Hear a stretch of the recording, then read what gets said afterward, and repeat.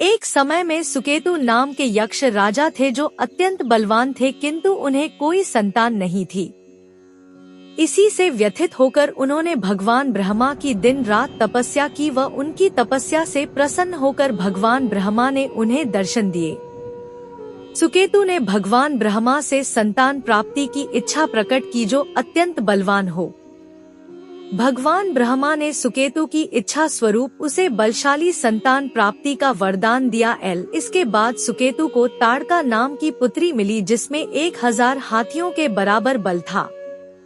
ताड़का अत्यंत बलवानी होने के साथ साथ सुंदर स्त्री भी थी। इस कारण सुकेतु ने ताड़का का विवाह सुंद नामक एक राक्षस से करवा दिया। सुंद व ताड़का के 2 पुत्र हुए जिनके नाम सुबाहु व मारीच थे। सुंद राक्षस प्रवृत्ति का होने के कारण ऋषि मुनियों को तंग किया करता था।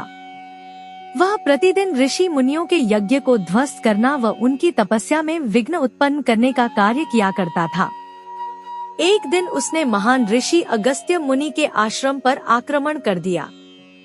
अगस्त्य मुनि ने यह देखकर सुंद को श्राप दिया, जिसकी वजह से वह वही जलकर भस्म हो गया।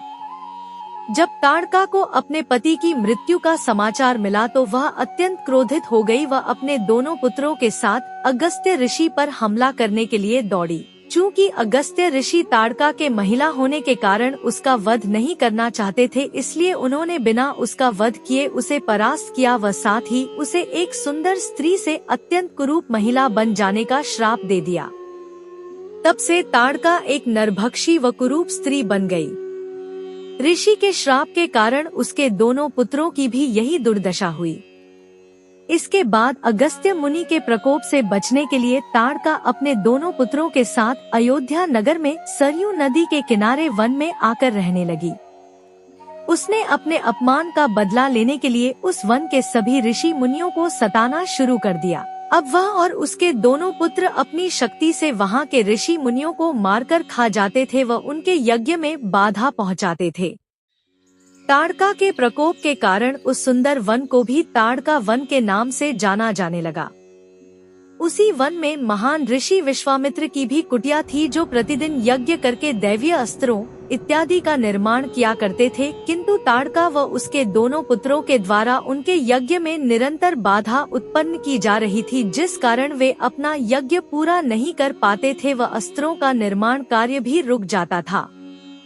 एक दिन जब वे महत्वपूर्ण यज्ञ कर रहे थे तब सुबाहु व मारीच ने आकर उनका यज्ञ विध्वंस कर दिया। यह देखकर महर्षि विश्वामित्र अत्यंत क्रोधित हो गए। चूँकि विश्वामित्र के पास इतना पराक्रम व अस्त्र शस्त्र थे जिससे वे स्वयं ताड़का व उसकी सेना का नाश कर सकते थे, लेकिन अपनी प्रतिज्ञा के कारण वे ऐसा नहीं कर सकते थे। इसलिए वे अयोध्या के राजा दशरथ के पास सहायता मांगने के लिए गए व उनसे उनके बड़े पुत्र राम को अपने साथ चलने को कहा। दशरथ ने विश्वामित्र जी के साथ राम व उनके छोटे भाई लक्ष्मण को उनकी सहायता के लिए भेज दिया। तत्पश्चात अयोध्या के दोनों राजकुमार राम व लक्ष्मण विश्वामित्र के आश्रम की सुरक्षा करते थे। First demon killed by Rama. एक दिन जब विश्वामित्र जी अन्य ऋषि मुनियों के साथ यज्ञ कर रहे थे तब सुबाहु व मारीच उन पर आक्रमण करने आए। भगवान श्री राम ने अपने धनुष बाणों से सुबाहु का वध कर दिया व मारीच को घायल कर दूर दक्षिण दिशा में समुद्र के पास गिरा दिया। इसके बाद महर्षि विश्वामित्र भगवान राम को ताड़का का वध करवाने के लिए लेकर गए। शुरू में भगवान राम ताड़का का वध करने से हिचकिचाए क्योंकि धर्म उन्हें स्त्री हत्या की अनुमति नहीं देता था, किंतु महर्षि विश्वामित्र ने उन्हें ताड़का का वध करने का आदेश दिया। चूँकि ब्राह्मण की आज्ञा का उल्लंघन नहीं किया जा सकता था, इसलिए भगवान श्री राम ने अपने बाणों से ताड़का का वध कर दिया।